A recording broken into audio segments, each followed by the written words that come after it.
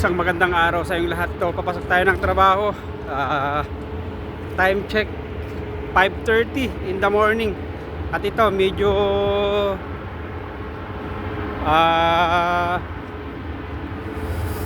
madilim pa. Dati nung tag-init pag ganitong oras, ang liwanag na ng kapaligiran, pero pag taglamig, mahaba yung yung gabi. Yan ito yung surroundings natin. Yan. Bukas pa yung mga ilaw. So talagang ganyan ang buhay. Pag nasabi ko, pag tag lamig kasi ang haba ng gabi. Yan. Picture tayo. So talagang ganyan ang buhay. Kailangan natin maaga gumising. Actually ang hirap gumising pag pag taglamig, kasi nga ang sarap matulog. Yan, papasok na tayo sa trabaho. Buti na lang yung trabaho natin ay malapit lang, nilalakad lang natin. So yan yung kagandahan yung trabaho ko dito malapit lang ako at nilalakad lang, mga ilang minuto andun na ako. Medyo madilim-dilim pa talaga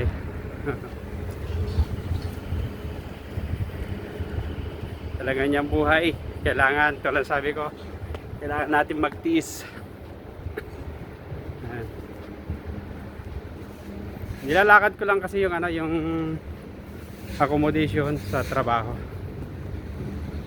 Dati nagtra-transport din ako nung nasa Salmia ako, kaso lumipat ako.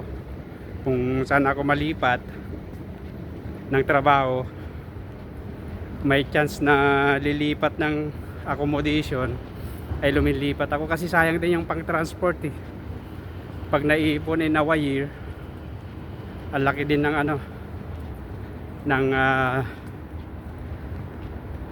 pag i-times mo yung pag nabuo talaga.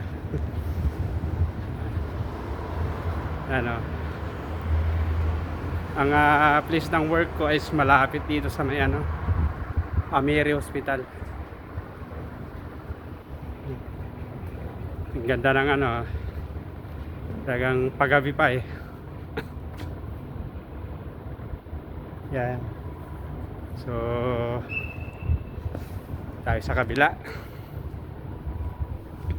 Yeah. Talagang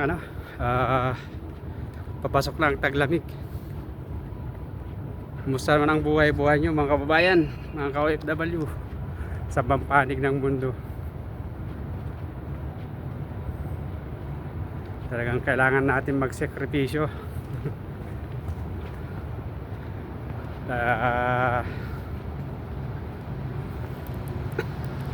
Ginagawa na natin yung video na to, at least meron tayong remembrance someday. Kasi pag nag-for good na tayo, hindi na natin may babalik to. Sorry. Dito na ako sa sa trabaho ko. So hinihintay ko lang yung kasama ko. Mga lang nilakad ko 4 minutes. Lapit lang. Lapit lang pala talaga. So tingnan natin dito sa may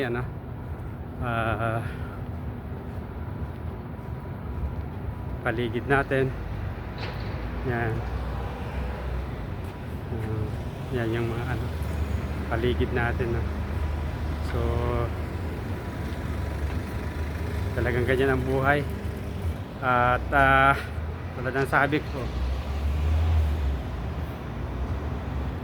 mahirap man maging isang OFW, lalong lalo na pag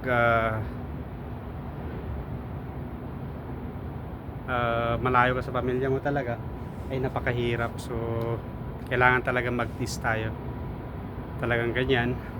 At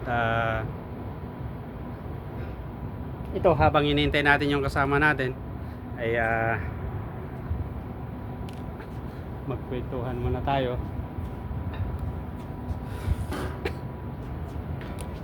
Dito sa abroad, kailangan mo lang talaga tiyaga. Lahat ng sakripisyo gagawin mo. Kasi nga lalo ngayon magdi-December na naman. Minsan Pasko nasa trabaho, New Year minsan nasa trabaho din dahil mayroon tayong dalawang shift kasi itong pinapasukan kung may morning at saka closing, so kailangan nang paikutin yung yung schedule. So napakahirap. Sabi nga nila habang nasa abroad ka mag-ipon ka. Oo, madali lang magsabi na mag-ipon ka, kaso nga lang yung katotohanan ang hirap naman mag-ipon kasi nga pagkasweldo padala sa pamilya, di ba? Oh, ano ang matitira sa'yo? Magbayad ka ng accommodation, kung nagtra-transport ka, transport, kung may loan ka, magbayad ka ng loan mo, internet mo, food allowance mo. Talagang mahirap. Madali lang yung magsabi na kailangan mag-ipon, na mag-ipon ka kasi pagdating ng araw para may madudukot ka. Madali lang, tulad ng sabi ko, madali lang magsabi. Paano na kung yung sweldo ng isang OFW ay nasa laylayan lang, di ba? Mahirap talaga. Madali lang yung magsabi na kailangan mag-ipon, mag-invest, ang hirap. Yan ang katotohanan ng isang OFW.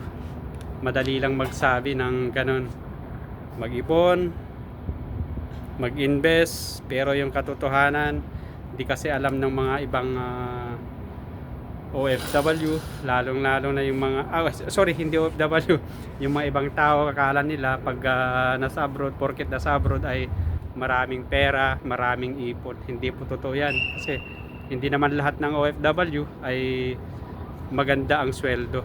O maganda kung yung sweldo is malaki, para kung yung sweldo is nasa laylayan lang, mahirap. Tulad sabi ko, madali lang magsabi na mag-ipon ka para sa future, pero yung katotohanan hindi natin maikakailan na ang hirap mag-ipon. So papaano, maraming salamat sa iyong mga kababayan, mga ka-OFW, at sa iyong pagsama, at kita-kits sa mga sunod kong videos. Have a nice and great day to all of you.